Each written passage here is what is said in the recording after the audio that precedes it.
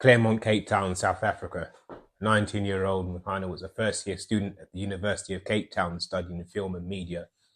Fondly known to everyone as Nene, she was focused, driven, and always an overachiever, having big dreams. Since she was little, she had been part of a student council, volunteered a lot, and was now involved in several sports societies. Her mum said she was a fighter, someone who always encouraged people to speak their truth and be the best versions of themselves.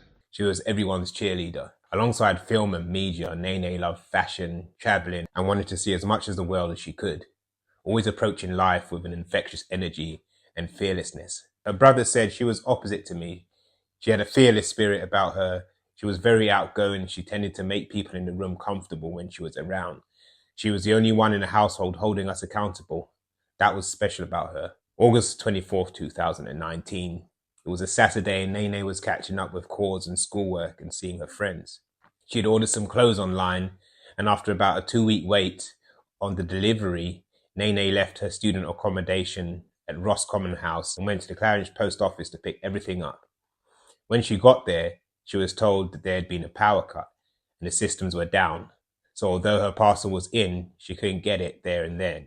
Power cuts were definitely not uncommon in that area, and the employee told her to come back at 2 p.m. It should be ready to go round about that time. She was happy to head off and wait, as she had a few other errands to run anyway, and she would get a taxi back there. As the following hours ticked and the evening came around, people began to grow worried that no one had heard from Nene, and she didn't show back up at her residence for dinner. She wasn't answering her phone, and for someone as conscientious and as busy as her, people didn't hang about long before reporting her missing. Nene had never dropped off the radar like this, nor would she unless something was seriously wrong. Before long, a frantic search throughout the city was underway, and over the coming days, a family, a university, and a student residence hired 3 private detectives to work alongside the police. Hashtag Bring Nene Home was trending, and the university released a statement saying they were not only helping to support in any way they could, they would be making sure the campus was as safe as possible and extra security was being put in place. Everybody was on edge. The 24-hour mark came and went, and soon it had been a couple of days with no sighting of or word from the 19-year-old. The searches were intensifying, but there was no trace of Nene at all. According to the police, Uyinene Mrwetyana was last seen on Saturday afternoon. She had been in the Claremont area on her way to the post office. Her worried friends have been holding prayer meetings. They describe Mrwetyana as a loving person with a gentle soul, and they're hoping she'll return home unharmed. Nene is a beautiful, strong, independent woman. Like, she is so independent and she's like very responsible and she's just a lovely, like genuine person. Mrwetyana's friends have this message for her.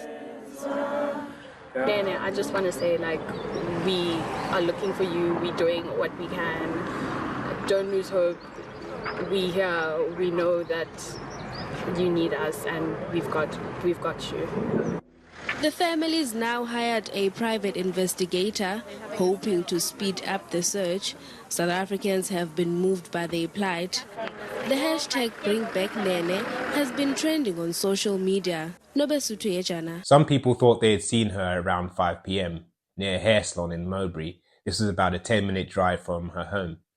But this was soon ruled out. After getting a few more things done in town, she went back to her accommodation briefly before ordering a taxi back to the post office. The Claridge post office sat on a busy road between a high school and a police station, and it was just a short distance from her residence. The driver said that she had dropped her just across the road at 9 minutes past 2.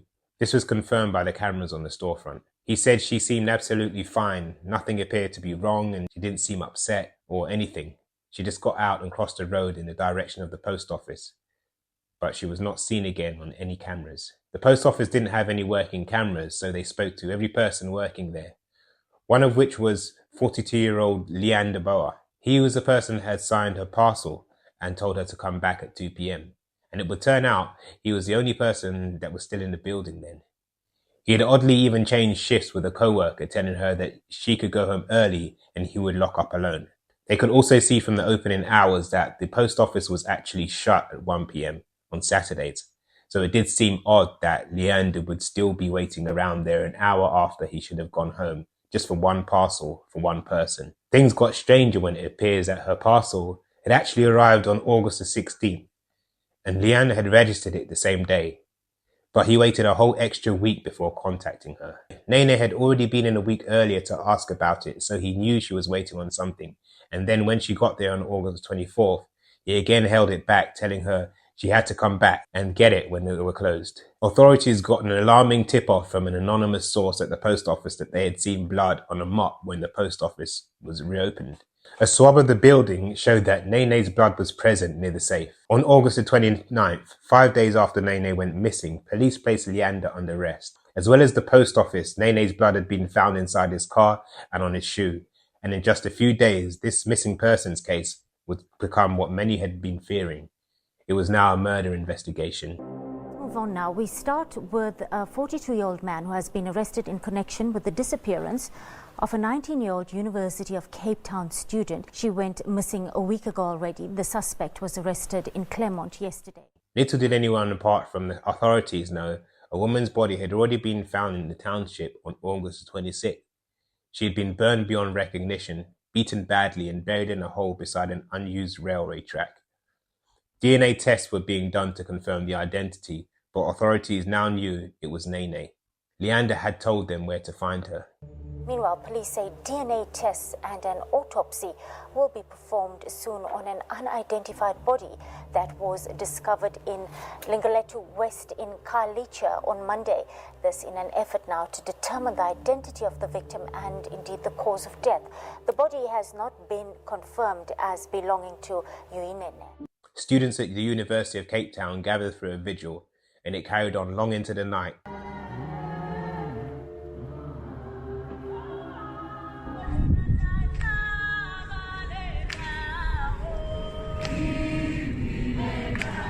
Other vigils and gatherings were also happening all over, not just the city but the country.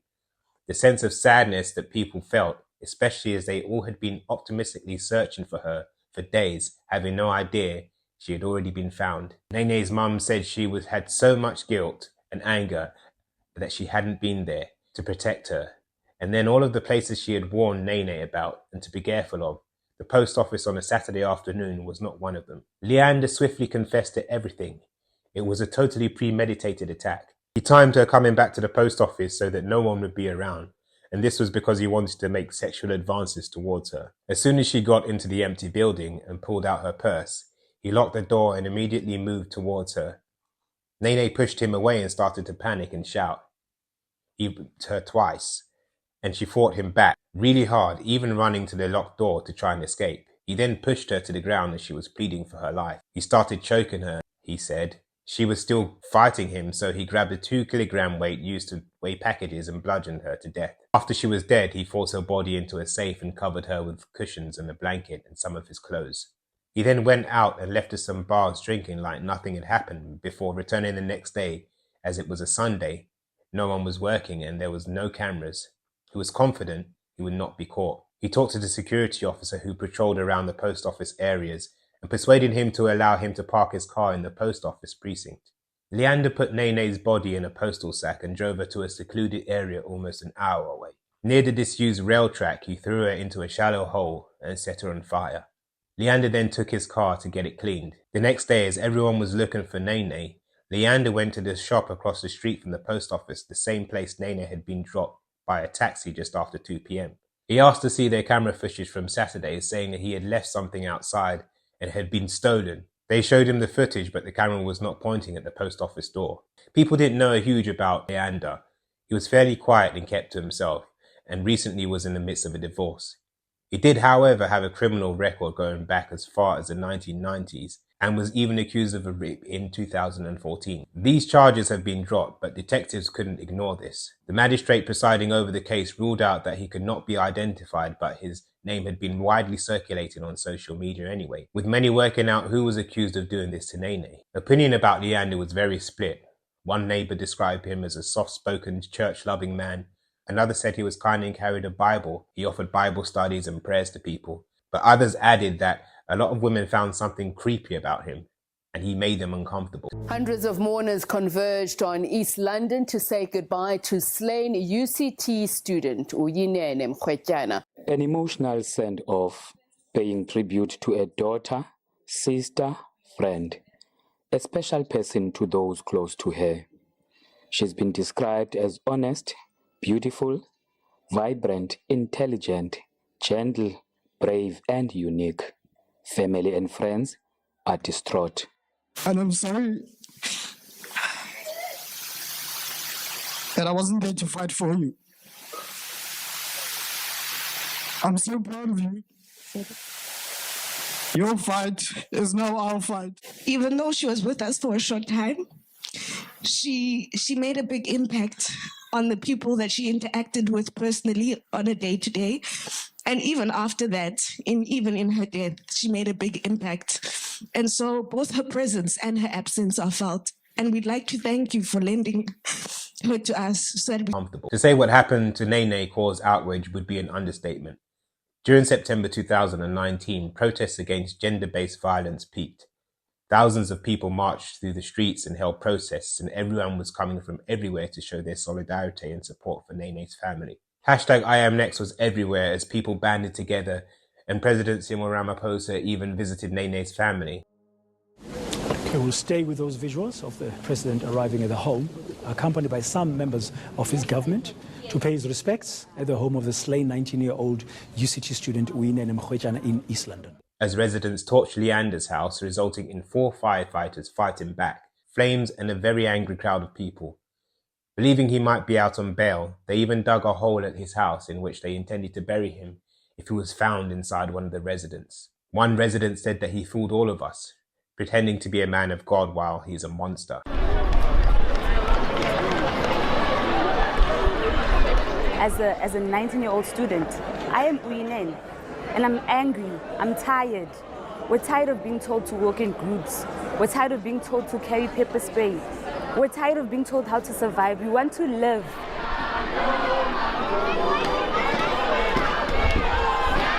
The students are also very shocked and saddened, and as you say, also traumatized, I think, by these events.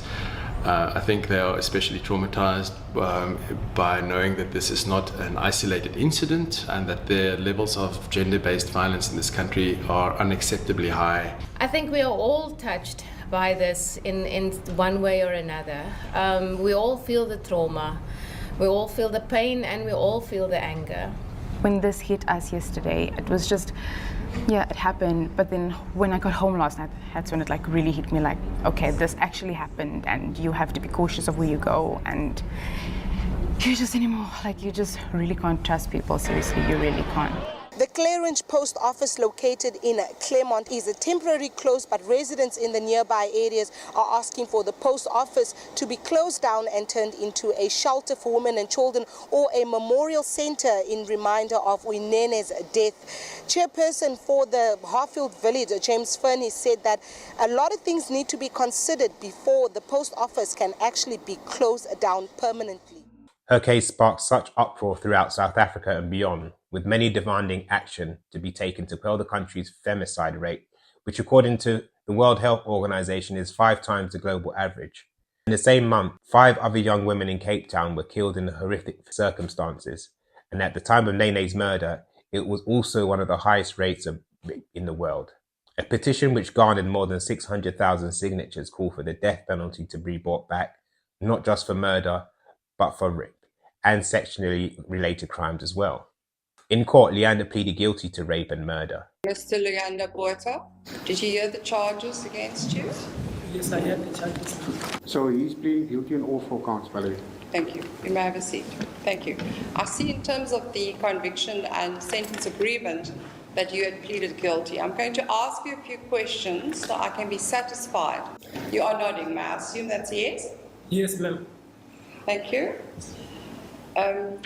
Do you understand that if I accept the conviction and sentence agreement, that you would be accordingly so convicted, that you would therefore have a criminal record, and that you would be sentenced accordingly in terms of this agreement?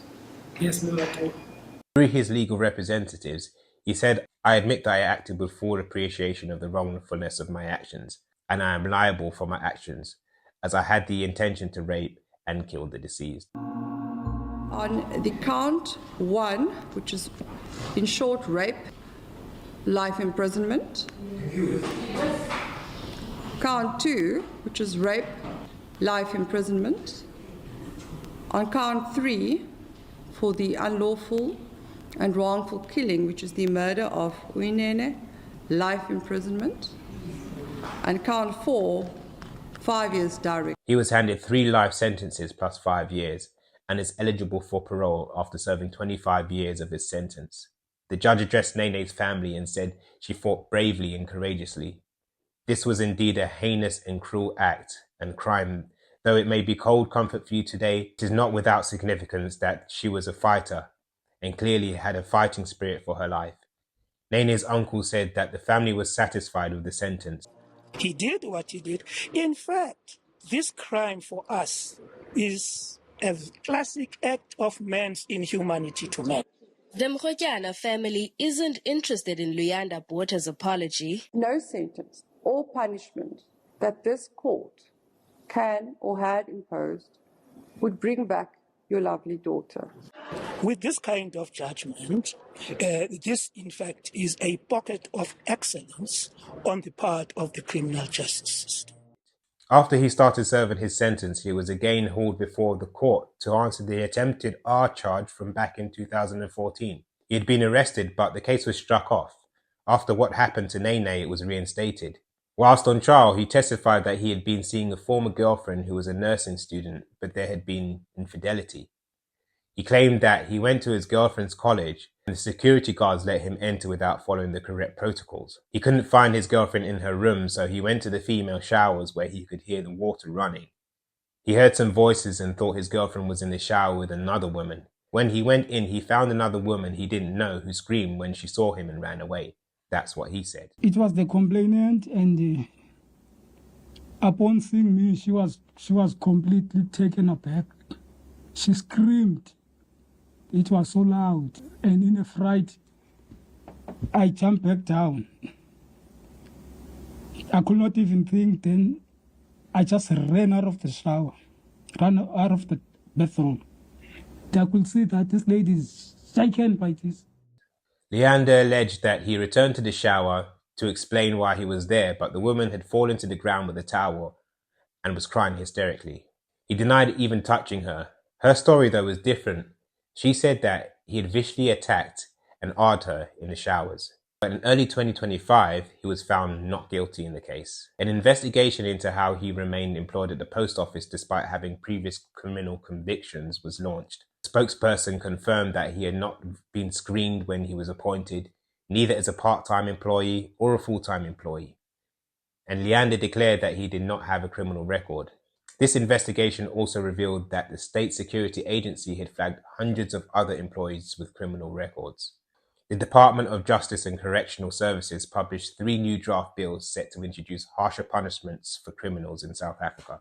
Some of the most notable changes introduced by the bills include regulating sentences in respect of offences that have been committed against vulnerable persons, further facilitating the obtaining of protection orders against acts of domestic violence, and broadening the categories of sex offenders whose names must be included in the National Register for sex offenders.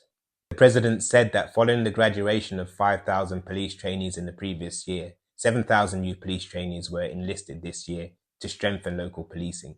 Nene was someone that clearly had a deep impact on everyone in her life, whether they knew her personally or knew her name through the tragic circumstances presented in the media. Scholarship and foundation was set up in her name. Awareness walks, work with youth groups, and even a football club in her name. She is still a huge part of the community in Far.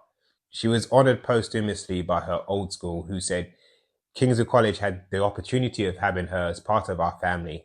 The Neil Adgate Award is awarded to Kingswood College students who display a high degree of human courage and awareness of social justice. One of her friends wrote on social media, "I'm writing this during a sleepover with some of our closest friends. We're distracting ourselves with movies and music, but there's a wavering sadness in the room. The pain is so great, it holds me down when I sleep and wakes me up in the morning. I'm too young to bury a friend, and you are too young to be buried. Her brother said, I always think of the memories we had together, and I tend to go through periods of reflection. Is what I'm heading towards making sense, making her proud? And sometimes I feel like I'm falling short, and that's when I try to work towards a higher standard for myself. And that's how I keep her memory alive inside of myself.